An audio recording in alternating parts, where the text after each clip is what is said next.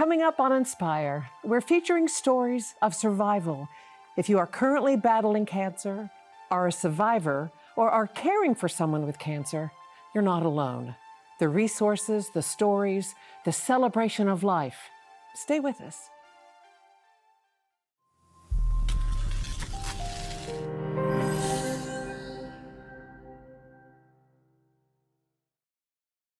Inspire is sponsored by the estate of Ray and Ann Goldsmith.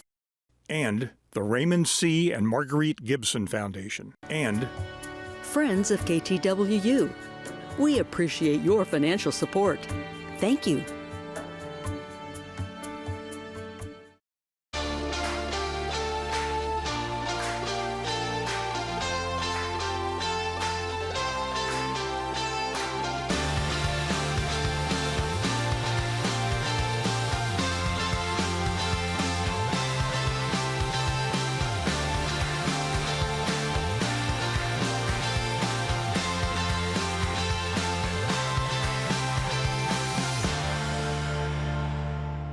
Hello, and welcome to Inspire. I'm joined by my wonderful Inspire sisters, Betty Lou Pardue and Danielle Norwood. Okay, well, today's episode is a tough one. So many of us are impacted by cancer. Even if we don't go through cancer ourselves, most of us know someone going through this journey and understand the ups and downs associated with the battle against cancer. It's definitely an emotional roller coaster that can leave us feeling angry, sad, confused, even joyful at times. And sometimes we just need to be told that we're not alone. That is so true. We are not alone. There are many who are willing to share their stories, provide help and suggestions, advocate, do everything they can to be there for cancer patients and their loved ones. Coming up, we'll be talking with the American Cancer Society about those resources, assistance, and advocacy they provide. But first, let's feature a couple of stories from cancer survivors, Becky Duncan and Michelle Tibbetts, to kick off the conversation. Welcome, everyone. I am honored to be here with Becky Duncan, breast cancer survivor, and what a journey you've been through, Becky. Tell us a little bit about your experience.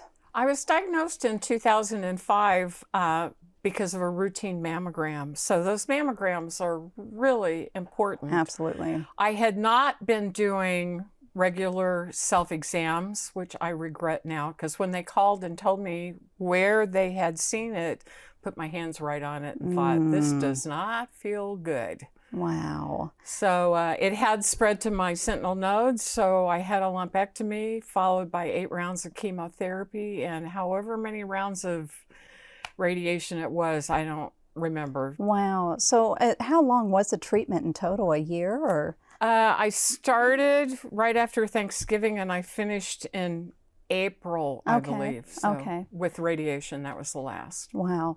I'm sure probably the emotional, the mental impact it had on you and your family. I mean, I'm sure it's a shock when you first find out and then you go through a roller coaster. Telling my dad was really, I ducked that and my brother told him for me because that was going to be too hard. Telling people that you have cancer is one of the hardest parts and people don't know how to react and I get that. Yeah, I get that. You yourself have had quite an experience battling cancer and your mother was also impacted as well. Yeah, my mother was diagnosed with breast cancer back in the 1970s when I was still in college. Oh, I gave away something there, didn't I? Anyway, she came through that just fine. She was one of the very first Reach to Recovery volunteers in American Cancer Society program in Kansas, and she did really well.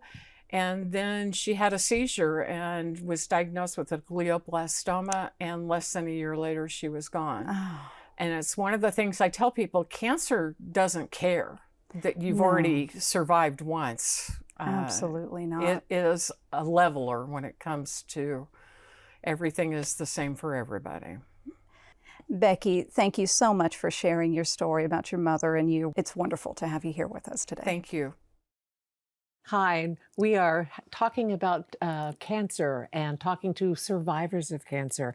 And today I am delighted to be sitting with Michelle Tibbetts, cancer survivor, a long-time cancer survivor. Michelle, can you talk about that? Yes, this is 2024, which is my 24th year cancer-free. Wow. I received my diagnosis of cervical cancer in 1999. So I was 1 year cancer-free in 2000, sorry. I was a new mom. I had just had a baby. I was going back for my follow-up appointment. Did a pap smear, and then you wait. It's a waiting game. But when you get a call sooner than later, that's when you know there's probably something wrong.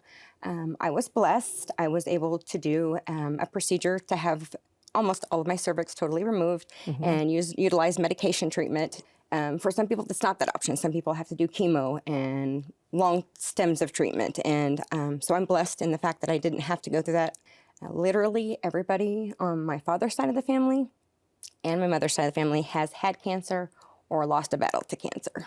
So from the age of 18, senior in high school, I pretty much knew what my fate was going to be. So I started advocating and doing a lot of volunteering with the American Cancer Society. And then just since then, it has stayed a constant piece of my life. It's pretty much driven a lot of what I do. So one thing I can say is prevention is key. Do your tests, do your colonoscopies, do your mammograms. If something doesn't feel right, if it doesn't look right, call your doctor and follow up. The other big thing I could say is if you have had cancer or if you're at risk at cancer in your family, talk to your pharmacist and your doctors. I mean, if you have more than one doctor, because most of us usually do, let them know what your history is. Some people would be surprised. A lot of medications that we take actually put us at higher risk if we have a cancer risk. You know, they make one thing great, but put me at risk in another area. So, wow. You're an incredible wealth of knowledge of information, especially since it seems like you devoted a good part of your life to cancer awareness and working with the American Cancer Society. And we thank Michelle Tibbetts for being here, and we'll keep talking. thank you.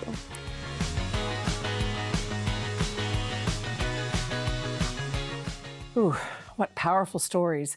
Thank you so much to Becky Duncan and Michelle Tibbetts for taking the time to share their cancer stories with us. It's impossible to fight this journey alone.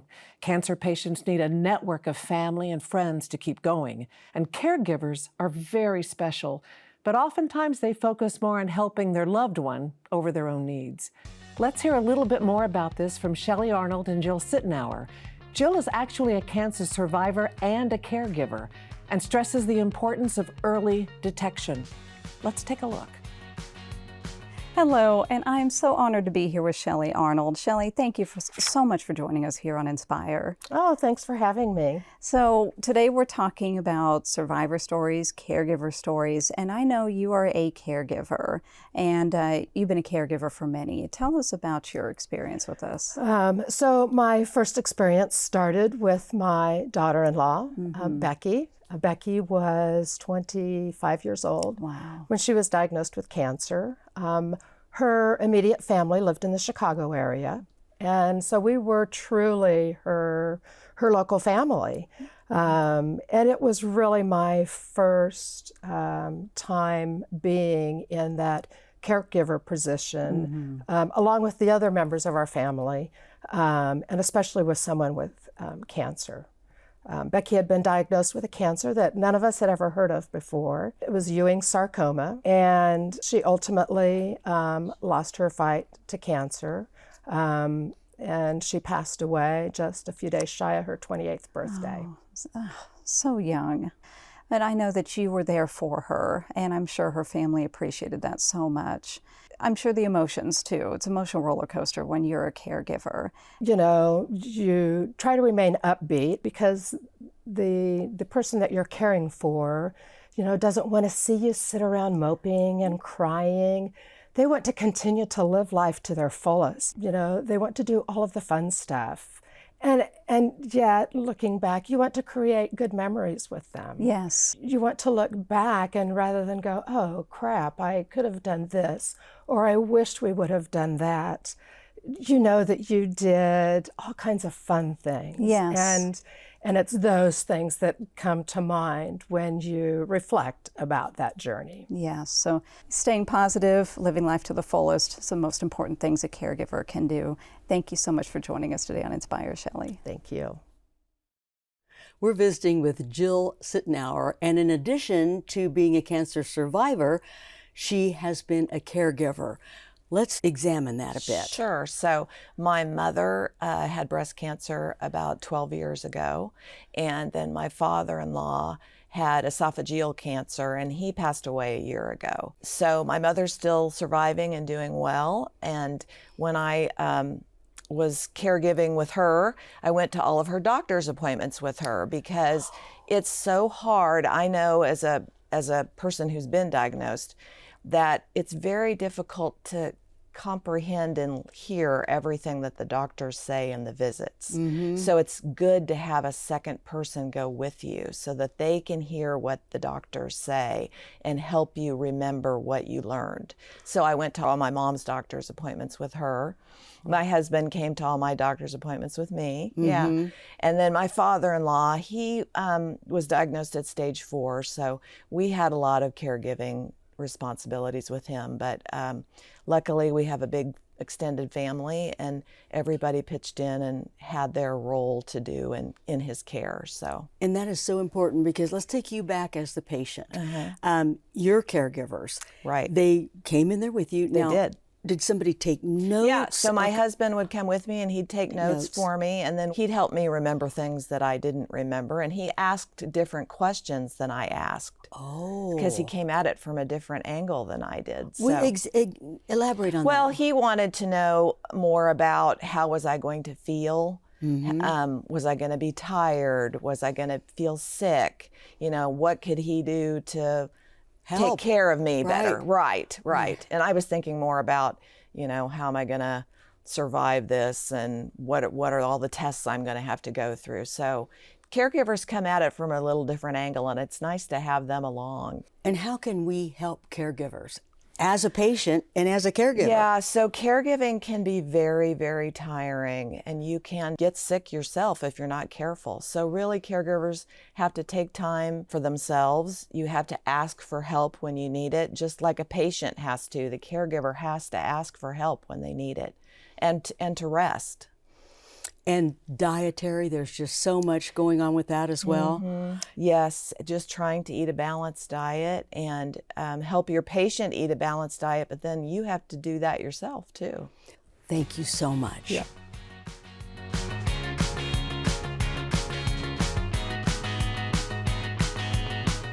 The strength featured within these stories. We thank you so much, Shelley Arnold and Jill Sittenauer, for sharing your caregiving experiences with us. And in fact, Jill was telling me that she had the same exact type of cancer that her mother had 10 years prior.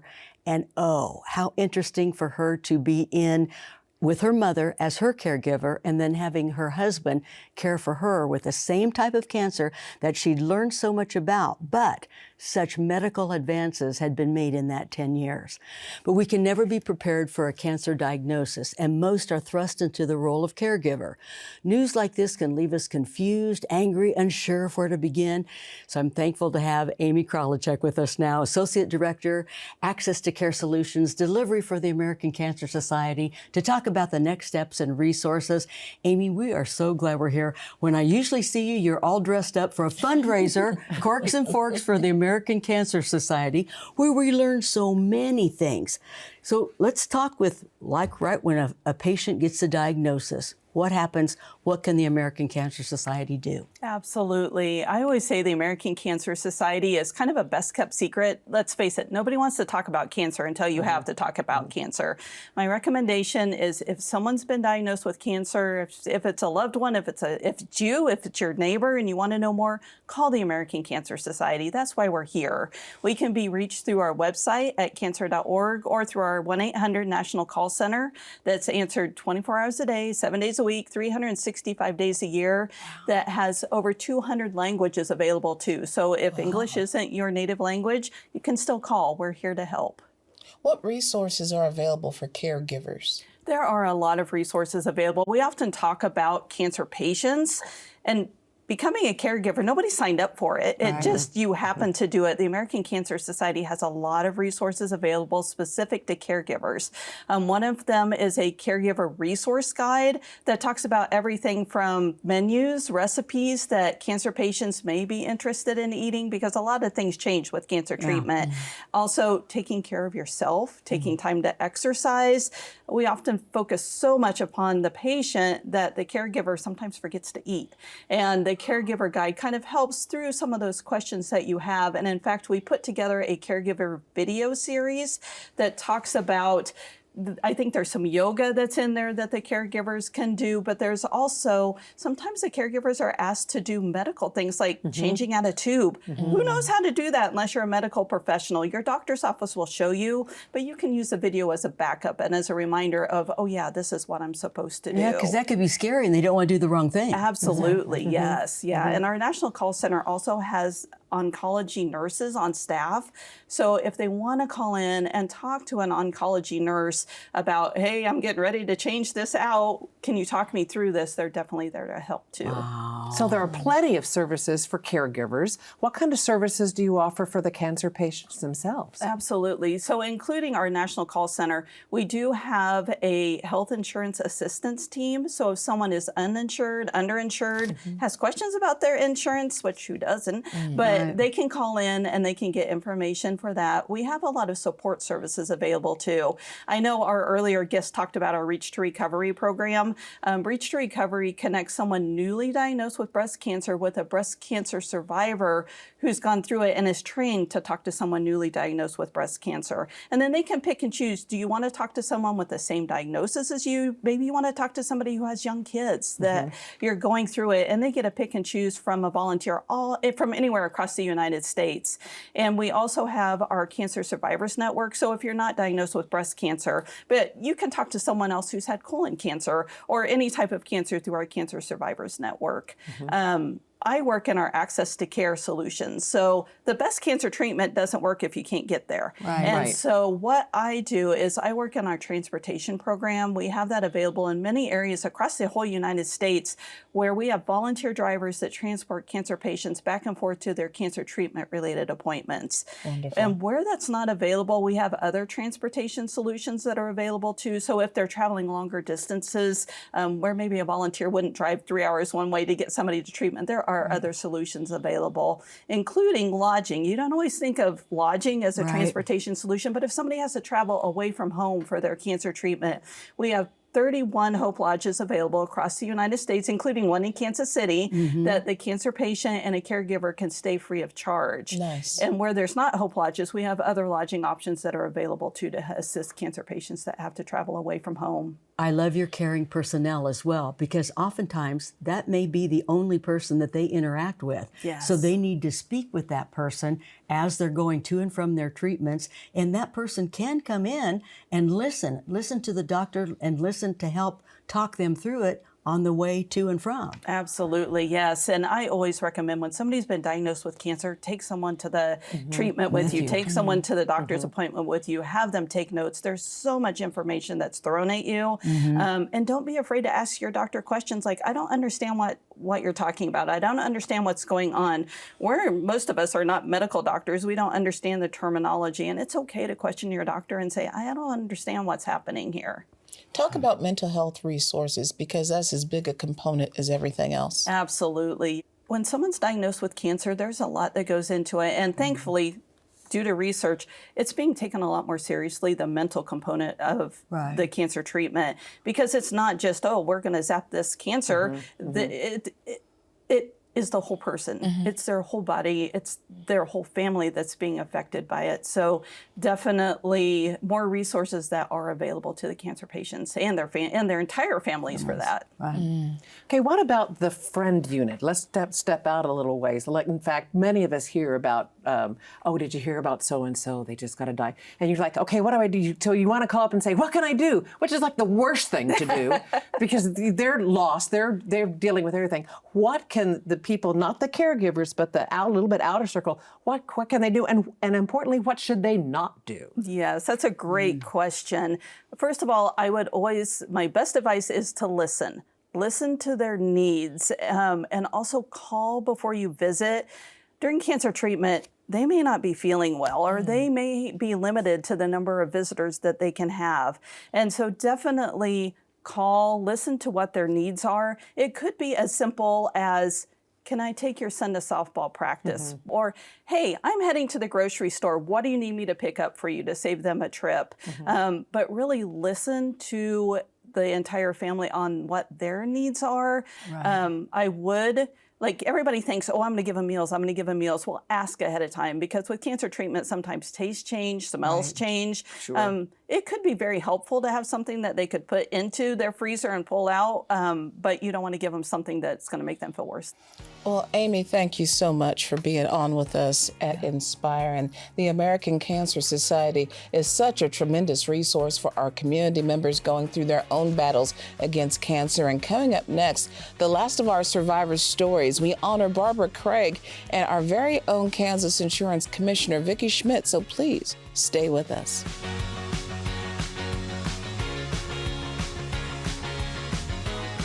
I'm so pleased to be here with a woman that I consider one of my friends to talk about something that no one ever wants to hear, the words, you have cancer. I'm talking with Barbara Craig.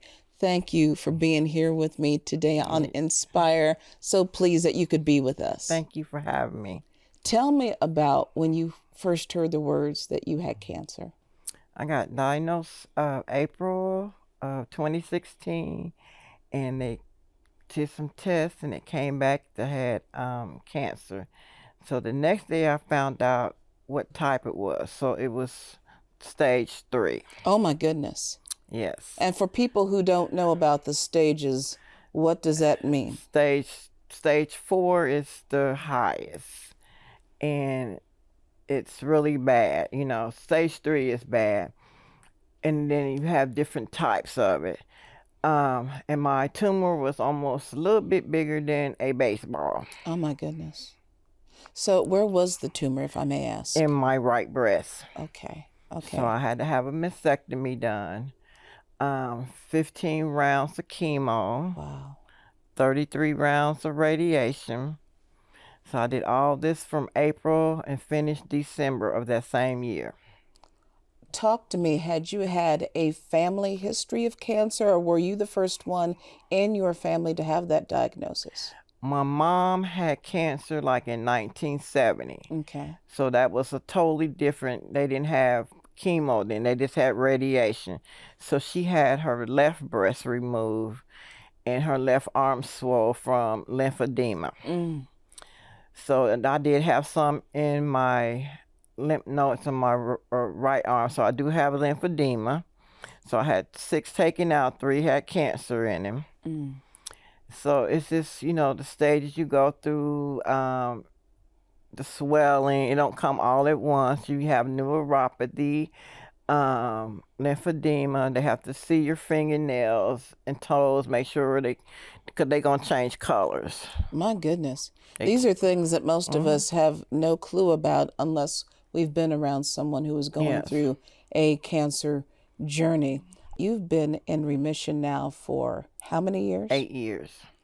Tell me something that you could share with our listeners and our viewers about what it's like being on the other side. Because how long was the journey for you?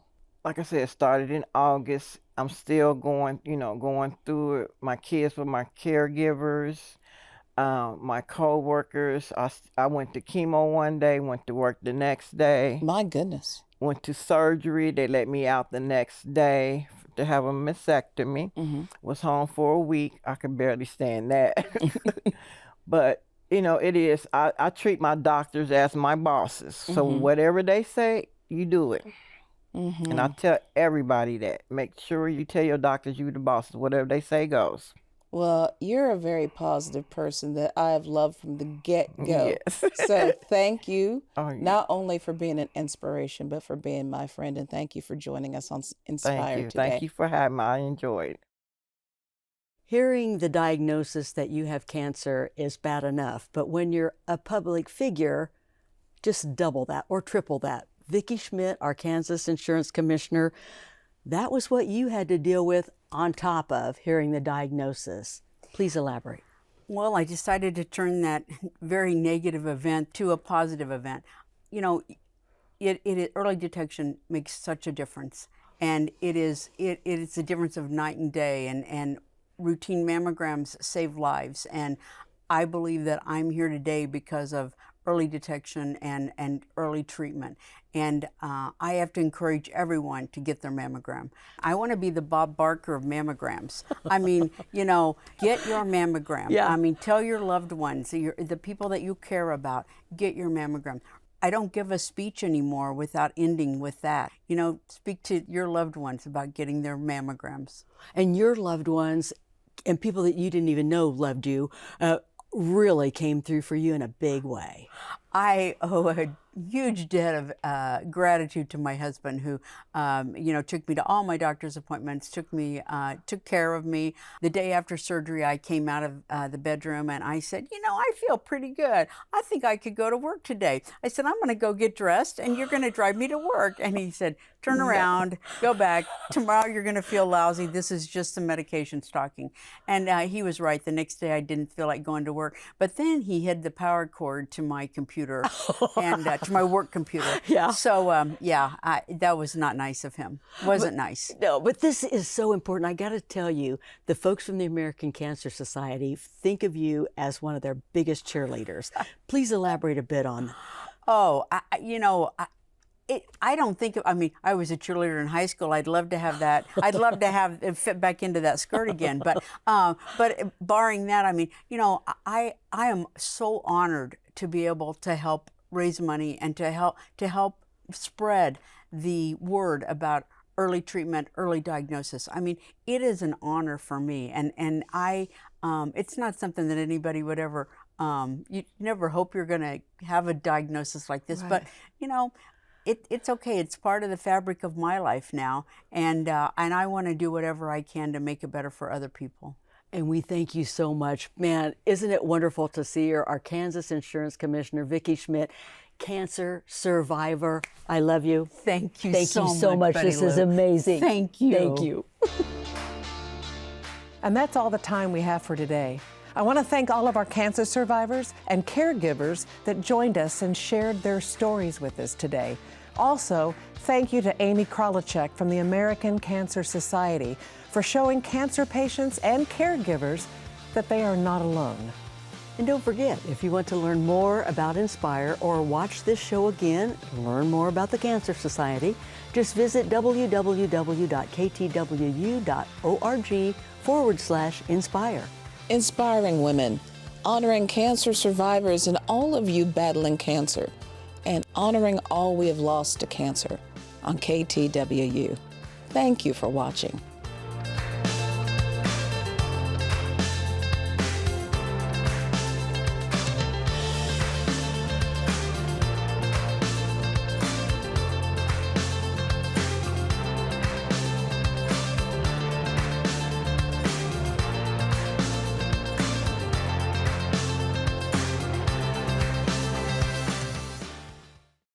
Inspire is sponsored by the estate of Ray and Ann Goldsmith, and the Raymond C. and Marguerite Gibson Foundation, and Friends of KTWU. We appreciate your financial support. Thank you.